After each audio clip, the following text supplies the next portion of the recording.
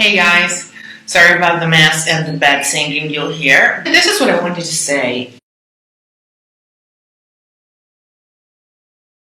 I firmly believe that breathing in singing and the whole fuss that is made around it and the bunch of money that every singer spends to be told how to do something he's been doing from day zero of their lives, even when unconscious, is pretty much.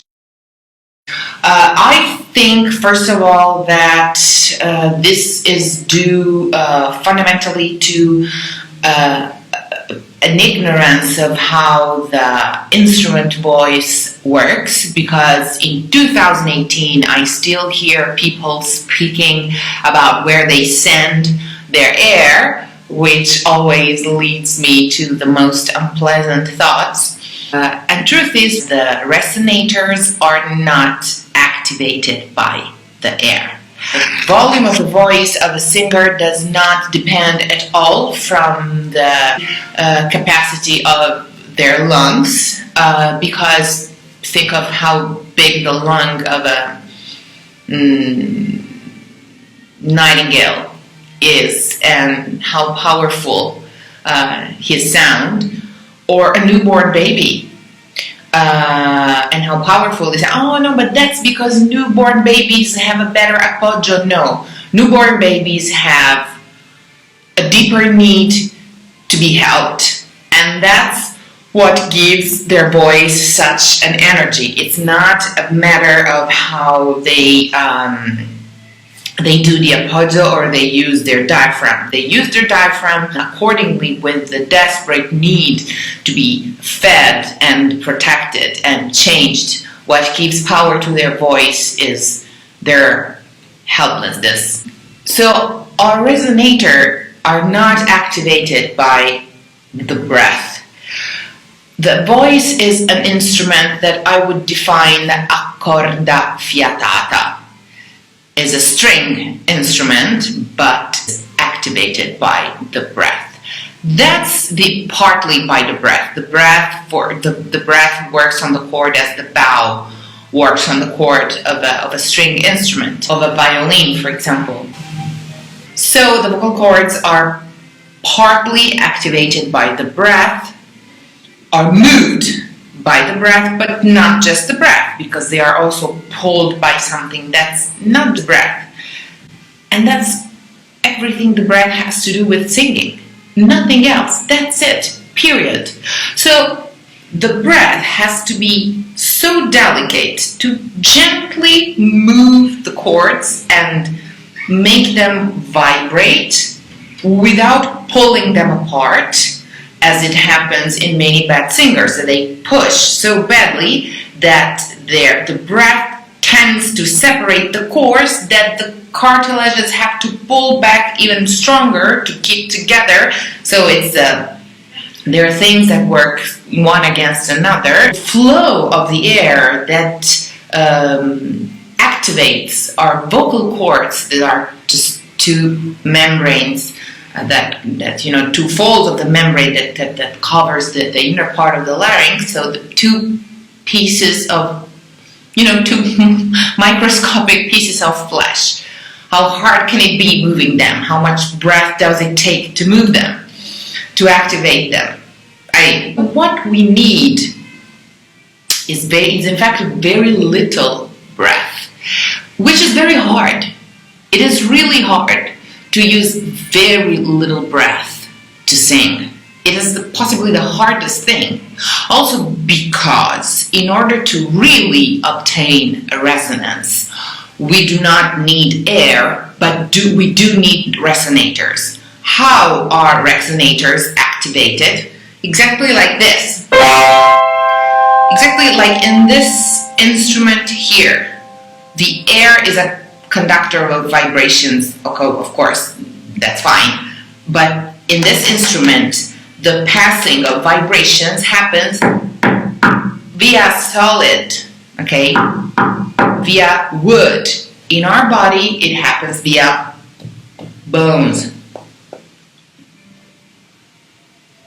Not by chance, people who have high, big cheekbones have usually, or bigger heads, usually have bigger voices. And that should tell us that it's not a matter of breathing. It's not the amount and the quality of the breath that gives way to a big sound.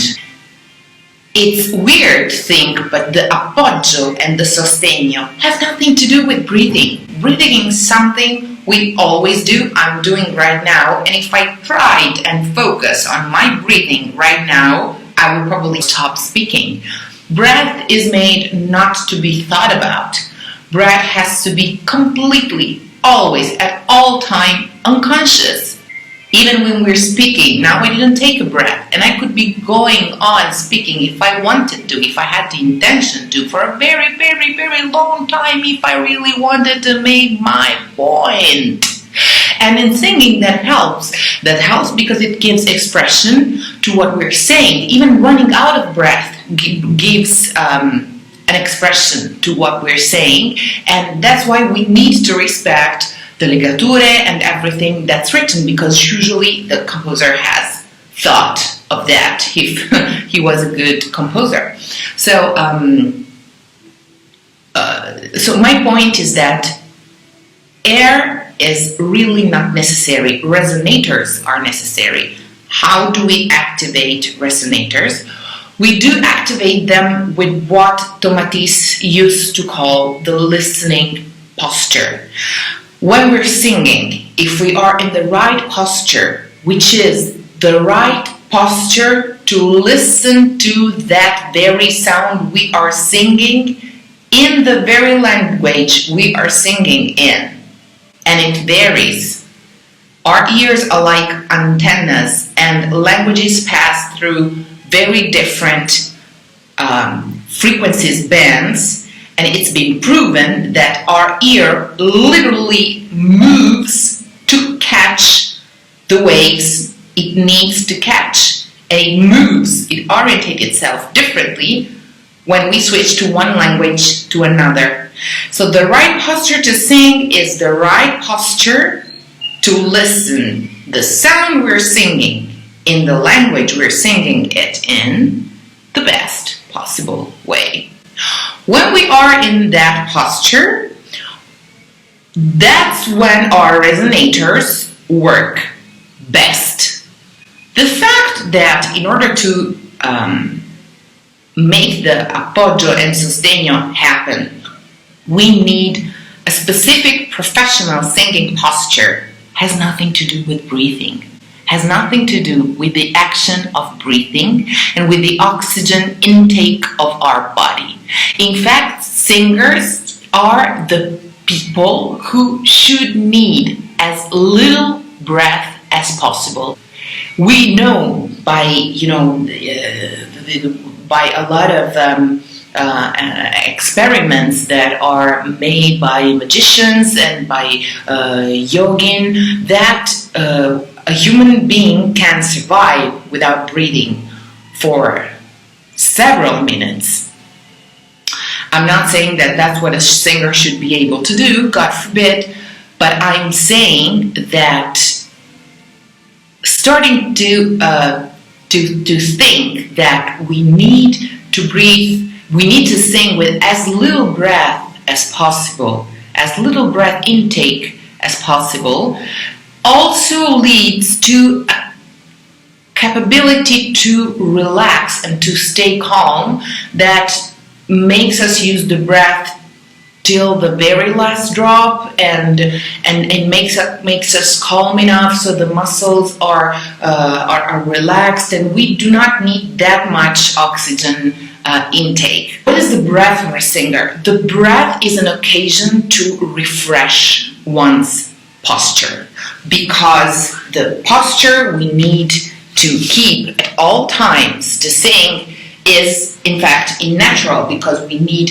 the widest possible expansion of our rib cage and the best possible alignment of our vertebrae, so that the larynx touches exactly the first vertebra, which makes all our spine and skull and face resonators and chest resonators vibrate. You're not sending your air anywhere. The function of the air in a singer stops here, at this level. When it touches the vocal cords, stop. The breath is done after that, and we need the very, very, very tiny amount that makes the vocal cords vibrate. That's it, and vibrate very delicately without pulling them apart. Otherwise, that's when the nodules happen, and when if you keep pulling apart something that's trying to stay together, you're gonna stretch them. You start have a larger vibrato, and you'll lose control of your instrument. So breath is totally overrated in itself. You need very little breathing. In fact, you need as little breath as possible. And what you really need in order to improve your sound is the right posture, which derives from the listening posture of that sound in that language, because the right posture will allow the best possible transmission of the vibration throughout your whole body through the only medium that vibrations can really spread throughout, which is a solid medium. In our case, the bones are whole skeleton, and in the case of every other instrument, it's body, it's physical body. Even for wind instruments, it's their physical body. It's, the ancha, I don't know the name in English. Okay, that's activated by the breath and by the lips, but it's also a matter of vibrations that come from the teeth, that come from the solid part of our body, and then that's that small solid things that makes vibrate the whole instrument, not the air you blow in it. I think that's really important, because a lot of singers focus on something that actually makes them even more tired, because they overbreathe, and that's absolutely not necessary. So use as little breath as possible, and with that little breath, stay as open as possible. Breathing needs to be what you do to refresh your posture when you are physically tired, not when you are out of oxygen. Because if you sing well, if you are calm, and if you do not disperse your breath, you will be able to sing with very, very, very little breath.